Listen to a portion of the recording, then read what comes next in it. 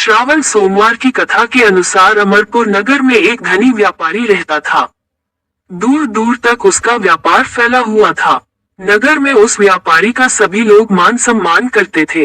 इतना सब कुछ होने पर भी वह व्यापारी अंतर्मन से बहुत दुखी था, क्योंकि उस व्यापारी का कोई पुत्र नहीं था।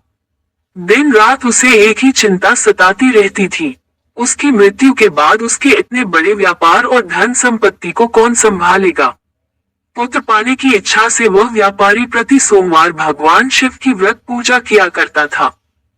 सायंकाल को व्यापारी शिव मंदिर में जाकर भगवान शिव के सामने घी का दीपक जलाया करता था। उस व्यापारी की भक्ति देखकर एक दिन पार्वती ने भगवान शिव से कहा, हे प्राणनाथ, ये व्यापारी आपका सच्चा भक्त है। कितने दिनों से यह सोमवार का व्रत और पूजा नियमित कर रहा है। भगवान, आप इस व्यापारी की मनोकामना अवश्य पूर्ण करें। भगवान शिव ने मुस्कुराते हुए कहा, हे पार्वती, इस संसार में सबको उसके कर्म के अनुसार फल की प्राप्ति होती है। प्राणी जैसा कर्म करते हैं, उन्हें वैसा ही फल प्राप्त होता है। इसके बावजूद पार्वती जी नहीं मानी।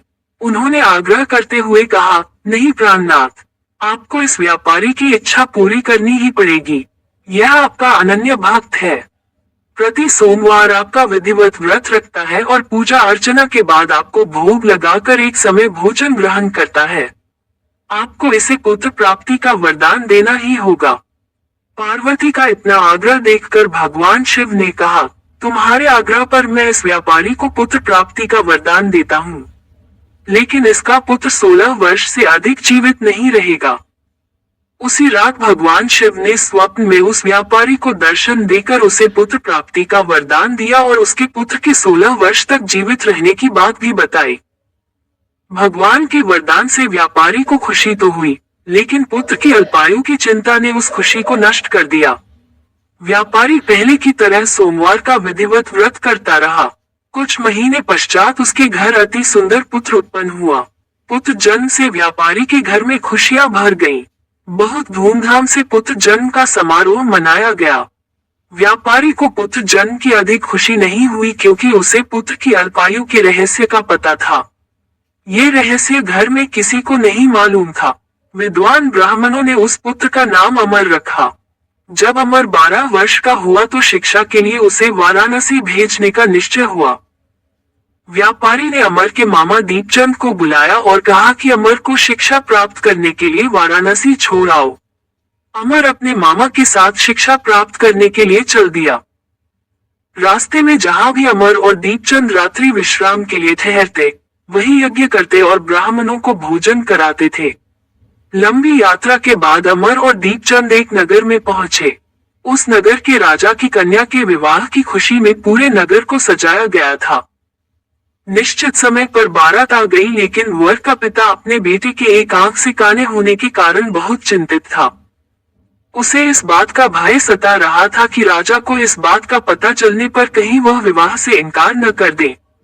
इससे उसकी बदनामी होगी। वर के पिता ने अमर को देखा तो उसके मस्तिष्क में एक विचार आया। उसने सोचा, क्यों न इस लड़के को दूल्हा बनाकर राजकुमारी से विवाह करा दूं।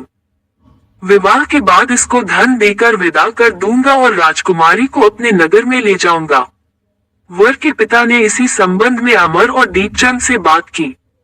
दीपचंद ने धन मिलने के लालच में वर के पिता की बात स्वीकार कर ली। अमर को दूल्हे के वस्त्र पहनाकर राजकुमारी चंद्रिका से विवाह करा दिया गया। राजा ने बहुत सा धन देकर राजकुमारी को विदा किया। अमर जब लौट रहा था तो सच नहीं छिपा सका और उसने राजकुमारी की ओढ़नी पर लिख दिया, राजकुमारी चंद्रिका, तुम्हारा विवाह तो मेरे साथ हुआ था। मैं तो वाराणसी में शिक्षा प्राप्त करने जा रहा हूँ।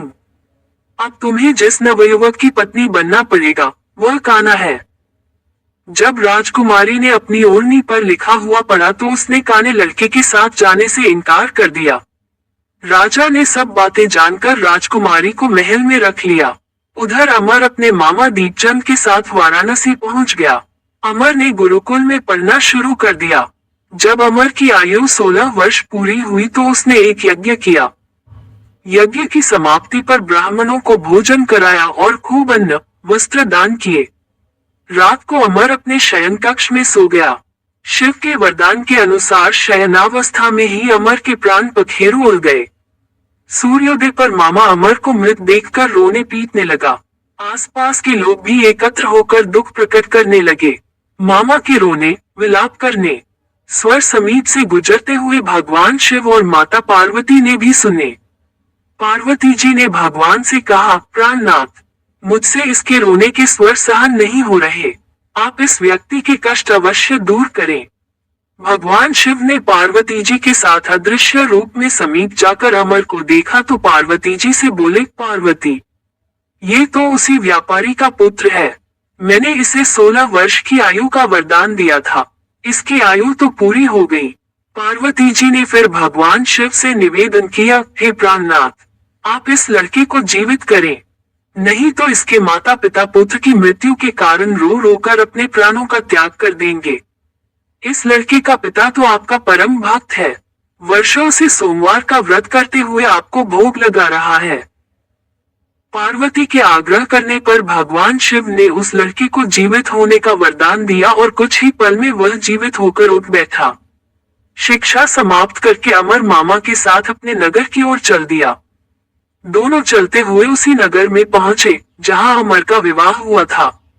उस नगर में भी अमर ने यज्ञ का आयोजन किया। समीप से गुजरते हुए नगर के राजा ने यज्ञ का आयोजन देखा। राजा ने अमर को तुरंत पहचान लिया। यज्ञ समाप्त होने पर राजा अमर और उसके मामा को महल में ले गया और कुछ दिन उन्हें महल में रखकर बहुत सा धन वस्त्र देकर राजकुमारी के साथ विदा किया। रास्ते में सुरक्षा के लिए राजा ने बहुत से सैनिकों को भी साथ भेजा। दीपचंद ने नगर में पहुंचते ही एक दूत को घर भेजकर अपने आगमन की सूचना भेजी। अपने बेटे अमर के जीवित वापस लौटने की सूचना से व्यापारी बहुत प्रसन्न हुआ। व्यापारी ने अपनी पत्नी के साथ स्वयं को एक कमरे में बंद कर रखा था। भूखे प्यासे रहकर व्यापारी और उसकी पत्नी बेटे की प्रतीक्षा कर रहे थे। उन्होंने प्रतिज्ञा कर रखी थी कि यदि उन्हें अपने बेटे की मृत्यु का समाचार मिला तो दोनों अपने प्राण त्याग देंगे। व्यापारी अपनी पत्नी और मित्रों के साथ नगर के द्वार पर पहुंचा। अपने बेटे के विवाह का समाचार सुनकर पुत्रवधू राजकुमारी चंद्रिका को देखकर उसकी खुशी का ठिकाना न रहा। उसी रात भगवान शिव ने व्यापारी के स्वप्न में आकर कहा, हे श्रेष्ठी, मैंने तेरे सोमवार के व्रत करने और व्रत कथा सुनने से प्रसन्न होकर तेरे पुत्र को लंबी आयु प्रदान की है। व्यापारी बहुत प्रसन्न हुआ। सोमवार का व्रत करने से व्यापारी के घर में खुशियां लौट आईं। शास्त्रों में लिखा है कि जो स्त्री पुरुष सोमवार का विधिवत व्रत करते और व्रत कथा सुनते हैं उनकी सभी इच्छाएं पूरी होती हैं।